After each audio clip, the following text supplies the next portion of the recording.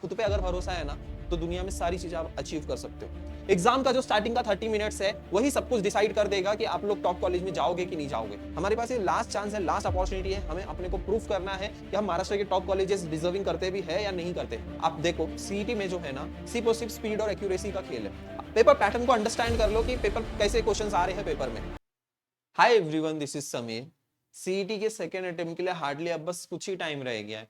I know कि इस stage पे बहुत सारे स्टूडेंट्स नर्वस फील कर रहे होंगे, एंजाइटी भी हो रही होगी कि पेपर कैसा आएगा, डिफिकल्ट आएगा तो क्या होगा, मेरी उतनी अच्छी प्रिपरेशन नहीं हुई है, सिलेबस इनकम्प्लीट है। ऐसे बहुत सारी ओवर थिंकिंग हो रही होगी, होती है। मैं भी अगर आपके जगह पे होता तो मुझे भी ये सारी ओवर थिंकिंग होती। ये नॉर्मल है, सबके लिए नॉर्मल है। ये हर एक स्टूडेंट के लाइफ का फेज ऐसा ही होता है। जैसे ही एग्जाम करीब आता है और वो हमारे अंदर से वो एक डर है ही, एग्जाम को लेकर हमेशा वो डर होता ही है। लेकिन देखो, एक चीज याद रखना, एक वर्ड सेल्फ बिलीफ, ये वर्ड में ना बहुत पावर है। खुद पे अगर भरोसा है ना तो दुनिया में सारी चीजें आप अचीव कर सकते हो। सेल्फ बिलीफ रखो कि आप लोग ने मेहनत की है तो पेपर अच्छा जाएगा। पॉजिटिव माइंडसेट रखोगे तो डेफिनेटली आप बहुत आगे जाओगे, बहुत अच्छा पेपर लिख कर आओगे। ये चीज याद रखना। मुझे कमेंट सेक्शन में बताओ अब भी इस स्टेज पे क्या फील कर रहे हो। स्ट्रेस हो रहा है या फिर आप बिल्कुल भी मोटिवेटेड फील नहीं कर रहे हो, या फिर एंजाइटी हो रही है, या फिर कॉन्फिडेंस जीरो है। मुझे कमेंट सेक्शन में बताओ आप ये स्टेज पे आपकी सिचुएशन क्या है। ठीक है, चलो स्टार्ट करते हैं आज के इस वीडियो में। आज के इस वीडियो में देखो, फर्स्ट अटेम्प्ट में आपने जो भी गलतियां की थी, अब सेकेंड अटेम्प्ट में वो गलतियां नहीं करनी है। हमारे पास ये लास्ट चांस है, लास्ट अपॉर्चुनिटी है, हमें अपने को प्रूफ करना है कि हम महाराष्ट्र के टॉप कॉलेजेस डिजर्विंग करते भी है या नहीं करते हैं। डिजर्व करते हैं ना, आप सारे स्टूडेंट्स डिजर्व करते हैं। मेरे हिसाब से हर एक स्टूडेंट डिजर्व करता है महाराष्ट्र का टॉप कॉलेज। अब महाराष्ट्र के टॉप कॉलेज में जाने के लिए आपने जितनी भी अभी मेहनत की है उसको सही डायरेक्शन में अगर आप उसको यूटिलाइज नहीं करोगे तो सारी मेहनत आपकी पानी में चले जाएगी। अगर आपको ये गलती नहीं करनी है तो डेफिनेटली इस वीडियो को एंड तक देखो। पेपर कैसे सॉल्व करना है डिटेल में मैं आपको बताऊंगा, एंड ये सारी चीजें स्टेप बाय स्टेप मैं आप सभी स्टूडेंट्स को समझाने की कोशिश करूंगा। वीडियो को एंड तक जरूर देखना। अगर आप पहली बार इस चैनल पे आएंगे तो चैनल को भी जरूर सब्सक्राइब कर लेना, एंड यस व्हाट्सअप चैनल जरूर ज्वाइन कर लेना। यहाँ पे आप सभी स्टूडेंट्स को सीईटी से रिलेटेड सारी अपडेट्स मिलते रहेगी, और यस पेपर एनालिसिस के सारे क्वेश्चंस भी आपको यहाँ पे चैनल पे देखने को मिलेंगे। सीईटी एग्जाम देखो एक ऐसा एग्जाम है ना जो आपका स्पीड और एक्यूरेसी को चेक करता है। ये इस एग्जाम में 150 क्वेश्चंस होते हैं, जेई में इतने क्वेश्चंस नहीं रहते। आप देखो सीईटी में जो है ना सिर्फ और सिर्फ स्पीड और एक्यूरेसी का खेल है।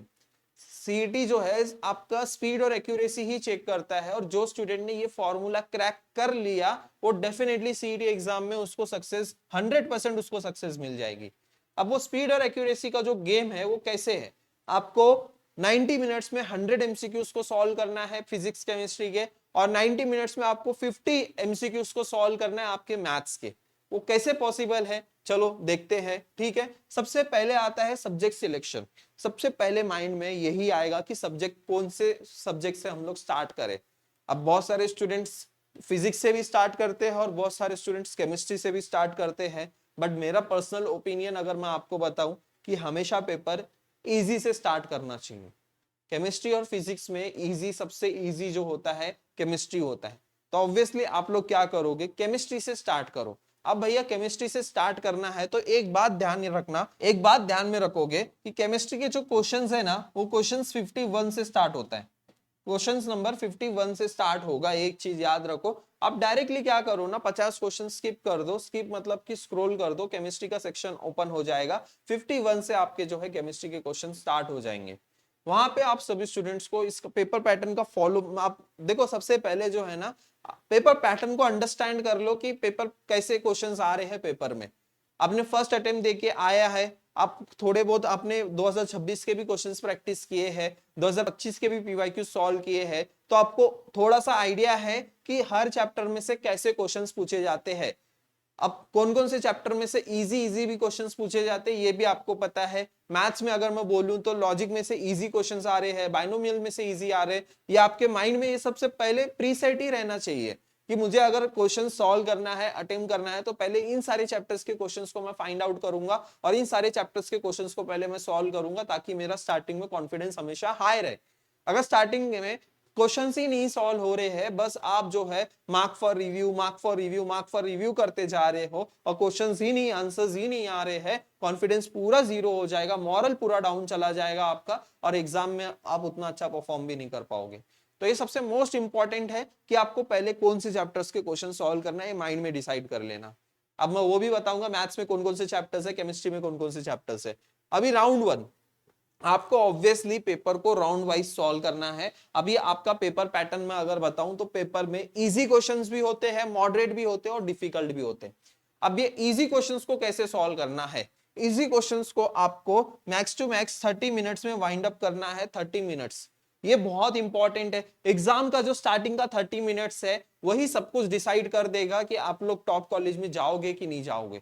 एग्जाम के जो स्टार्टिंग के 30 मिनट्स है बहुत इंपॉर्टेंट है। ये 30 मिनट्स में आपको बहुत सारे क्वेश्चंस को गो थ्रू करना है और जो easy easy one line questions है या फिर वन लाइन आंसर वाले जो क्वेश्चंस है, थेरोटिकल क्वेश्चंस है या फिर सिंपल फॉर्मूला बेस्ड क्वेश्चंस है जो सीधा फॉर्मूला और वैल्यूज लगा दी तो आंसर आ गया, ऐसे क्वेश्चंस को स्टार्टिंग के 30 मिनट्स में वाइंड अप कर दो। यहाँ पे देखो फिजिकल केमिस्ट्री के क्वेश्चन सॉल्व कर सकते हो, थ्योरी बेस्ड क्वेश्चंस या फिर one line questions, formula based questions, ये सारे इजी इजी क्वेश्चंस राउंड 1 में आपको कंप्लीट कर देना है। अभी राउंड 2 में आपको क्या करना है, मॉडरेट लेवल के क्वेश्चंस आपको सॉल्व करना है। मॉडरेट लेवल में सब कुछ आ जाता है, आपका फिजिक्स आता है, आपका केमिस्ट्री आता है या फिर मैथ्स में भी मॉडरेट लेवल में आप integration, derivatives, application of derivatives, differential equation जो टाइम कंज्यूमिंग है थोड़ा, उसके लिए आपके पास है 40 मिनट्स। 40 मिनट्स में आपको उन सारे क्वेश्चंस को डील कर लेना है।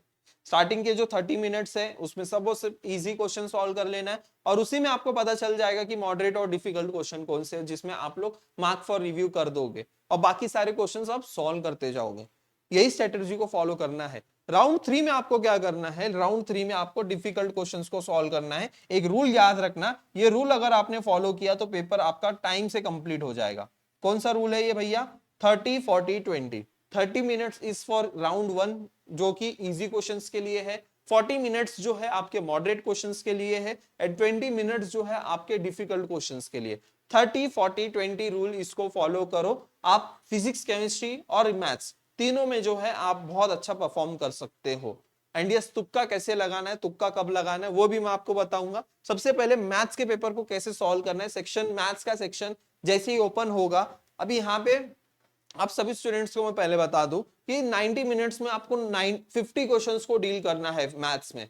अभी फर्स्ट अटेम्प्ट आप देखोगे, ओवरऑल एनालिसिस करोगे तो ऐसा नहीं था कि पेपर बहुत ही ज्यादा डिफिकल्ट आया, पेपर उतना भी डिफिकल्ट नहीं आया। आप यहाँ पे सबसे पहले देखो क्वेश्चंस को कंपेयर भी करोगे तो यहाँ पे आप सभी स्टूडेंट्स को समझ में आएगा। यहाँ पे देखो सारे क्वेश्चंस जो है फ्री में अवेलेबल है, 2026 के क्वेश्चंस यहाँ पे फ्री में अवेलेबल है। यहाँ पे आप वो सारे क्वेश्चंस एक बार गो थ्रू भी कर जा सकते हो। देखो यहाँ पे ऐसा पीडीएफ दिया गया है, ये पीडीएफ गो थ्रू कर सकते हो, ठीक है। सारे शिफ्ट के पेपर, फर्स्ट अटेम्प्ट के सारे शिफ्ट के पेपर्स के क्वेश्चन जो है यहाँ पे दिए गए हैं। उसी के साथ साथ 2025 के भी पेपर्स है, यहाँ पे 2025 के भी शिफ्ट वाइज पेपर्स है जो यहाँ पे आप देख सकते हो। ये 19 अप्रैल शिफ्ट 1 के क्वेश्चंस है, ये भी आप देखोगे ना तो यहाँ पे आप सभी स्टूडेंट्स को एक पैटर्न समझ में आएगा और उस पैटर्न को अंडरस्टैंड करने का ट्राई करो। ये केमिस्ट्री के क्वेश्चंस है, देखो ऐसे जो है, which of the following is correct decreasing order of water solubility of organic टोकेनियन कंपाउंड्स, ऐसे सेम क्वेश्चंस आपको 2026 में भी मिलेगा। Which of the following coordinate complex contain the ligand En, यहाँ पे देखो ऐसे सेम टाइप के क्वेश्चंस आपके 2026 के भी पेपर में देखने को मिले हैं। तो ये पेपर पैटर्न आप समझोगे तो भी आपको जो है समझ में आ जाएगा कि इजी क्वेश्चंस, मॉडरेट क्वेश्चंस और डिफिकल्ट क्वेश्चंस, ऐसे में ही पेपर सेट होता है।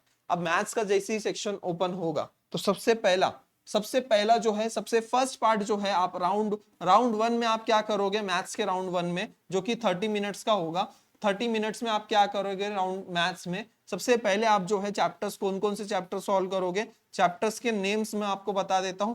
30 मिनट्स में आप पहले आप क्या करोगे, लॉजिक के क्वेश्चन सॉल्व करोगे, लॉजिक के क्वेश्चन ढूंढ लो या फिर मैट्राइजेस के क्वेश्चन ढूंढ लो या फिर आप लोग एलपीपी के क्वेश्चन ढूंढ लो या फिर आप लोग जो है बाइनोमियल डिस्ट्रीब्यूशन या फिर प्रोबेबिलिटी डिस्ट्रीब्यूशन के क्वेश्चंस ढूंढ लो। ऐसे आप जो है इन 4 चैप्टर्स के पहले क्वेश्चंस को देखो, 10 से 12 क्वेश्चंस आपको इजीली मिल जाएंगे और ये 10 से 12 क्वेश्चंस आपके सॉल्व भी हो जाएंगे।